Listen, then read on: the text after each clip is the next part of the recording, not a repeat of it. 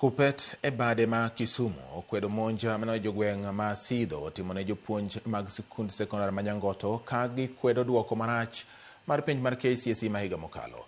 Jagoro mar Kupet George Osura owacho ni duoko maber en chenro machakore chon e sama orwak nyathi e sikul, kokwayo duol ma ochung'ne ndiko jopuonj e tich e pacho ka TSC mondo wil jopuonj ochiko mag sikunno nimar nyalo bedo matek negi puonjo e gweng' ma osetimnegi e timbe mag anjaogo. Bende osundo tend arita kwe mondo mak joma ne otimo monj makamano ka onyiso jopuonj e sikunno mondo buon puonjo nyaka rita margi bed makare. Mand kawuono ni jopuonje go ok dog e skul kanyo.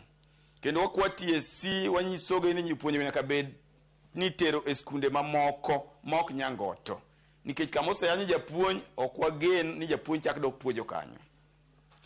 Mar ariyo wakwayo polise gi jomotelo ne kwe mondo okaw gini kamargi mondo gi make sure ni joma nyotimo gima kama omaki mayalgi magibed punished migi kum moromore kodgi.